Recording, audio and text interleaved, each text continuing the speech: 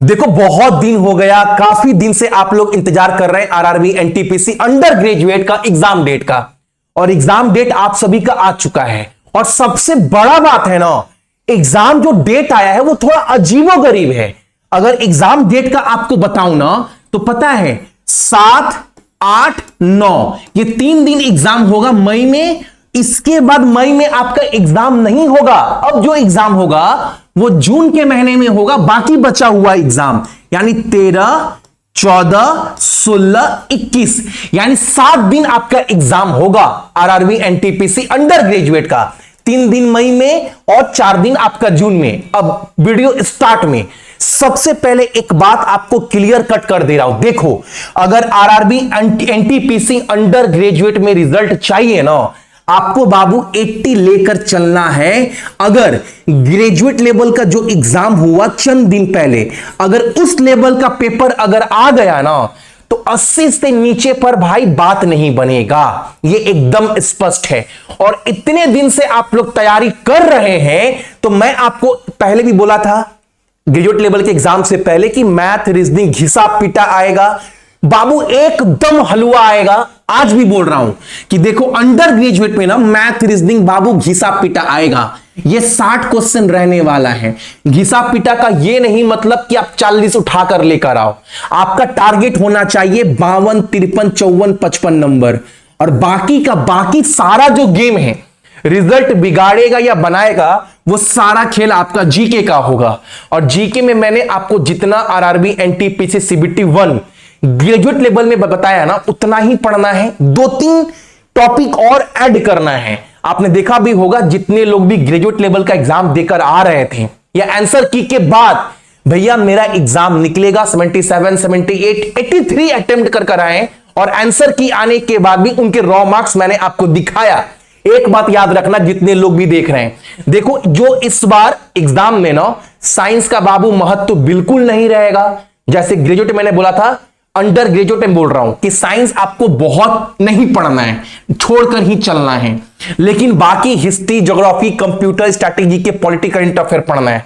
अब current affair की बात करूं ना तो याद रखना आपको मार्च तक करंट अफेयर बहुत अच्छे से पढ़ना है।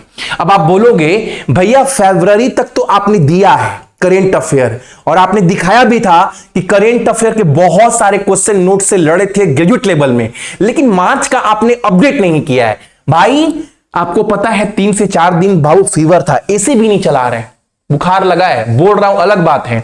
आपको ना 3 से 4 दिन के अंदर मार्च का भी कंटेंट आपको अपडेट मिल जाएगा। बाकी जितने भी मैंने आपको टॉपिक बोला था ग्रेजुएट लेवल से पहले, वो टॉपिक आपको फिर से बोल रहा हूं। अंडर ग्रेजुएट वाले बहुत अच्छे से पढ़ना। एक बात याद रखना, इकोनॉमिक सर्वे जो मैंने आपको दिया है बस उतना पढ़कर जाना है। जो मैंने बजट के नोट्स दिए उतना पढ़ना है। कंप्यूटर जो दिए है ना आंख बंद कर कर पढ़ना। उसके बाहर बाबू ग्रेजुएट लेवल में नहीं बना, ना अंडर ग्रेजुएट में बाहर बनेगा। ठीक है। पॉलिटी जो कि एक महत्वपूर्ण पार्ट होता है रेलवे चाहे एसएससी के एग्जाम में, पॉलिटी जितना करवाया हूं उतना अच्छे से पढ़ना। पद्म अवार्ड्स पढ़ना है जो मैं आपको दे चुका हूं। उसके बाद नोबेल प्राइज 25 वाला पढ़ना है, रामसर साइट ये पढ़ना है, एक पन्ना का जो मैंने दिया है। उसके बाद एक्सरसाइज पढ़ना है, सबमिट पढ़ना है, 16th फाइनेंस कमीशन पढ़ना है और इंडेक्स पढ़ना है। इतने टॉपिक आपको ये, अगर इकोनॉमिक्स या अगर आप कंप्यूटर और पॉलिटी हटा दोगे ना, कंप्यूटर और पॉलिटी ये सिर्फ बाबू करेंट अफेयर के टॉपिक है जो आपको अच्छे से पढ़ना है।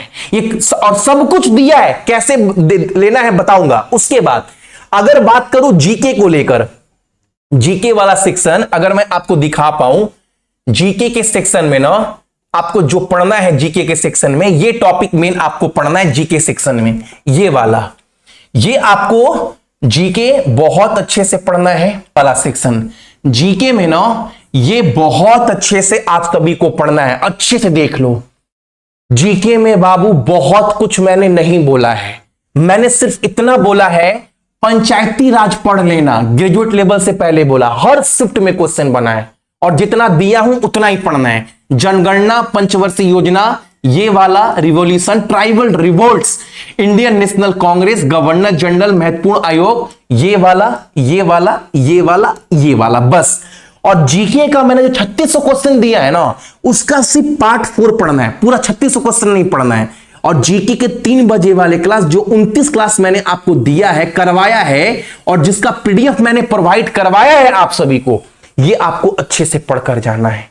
और एक नोट्स मैंने आपको दिया था, इंपॉर्टेंट टर्म्स इन हिस्ट्री, ये मैंने आपको दिया नहीं है अभी, ये मैं नोट्स रेडी कर रहा हूं। और आप सभी को पता है, जो भी सीरियस होकर पढ़ाई कर रहा है, कि भैया ये टॉपिक कितना इंपॉर्टेंट है आपको पता है। और विश्वास बोल रहा हूं, कोई भी नोट्स अगर मैं आपको देता हूं, इस डंके की चोट पर बाबू किसी का भी कोर्स से कोई भी नोट्स मिला लो, आपको कंप्लीट नोट्स कहीं नहीं मिलेगा। लेकिन जो नोट्स मैंने आपको दिया वो एक बार पढ़ना, आपको लगेगा भैया पूरा कंप्लीट नोट्स है। तो इसका भी कंप्लीट जो नोट्स है ना, मुझे 1 दिन का समय दे दो, आपको तैयार कर दे दूंगा, ताकि इस कॉन्फिडेंस के साथ मुझे जैसे बोलता हूं कि पढ़ना, क्वेश्चन बाहर नहीं बनेगा। मैं एक बार जब नोट्स दूंगा ना, तो आप बोलोगे भैया सच में क्वेश्चन बाहर नहीं बना। ठीक है, इसके अलावा आपको कुछ नहीं पढ़ना है दोस्त, इतने सारे कंटेंट अच्छे से पढ़कर जाना है। बाकी किसी को कोई कोर्स लेने का दरकार भी नहीं है, क्योंकि आप सभी लोग ऑलरेडी बहुत लोग कोर्स लेकर रखे हैं। अगर जीके वाला कोर्स अगर आपने ये ले रखा है, तो आपको नोट्स लेने का दरकार ही नहीं है।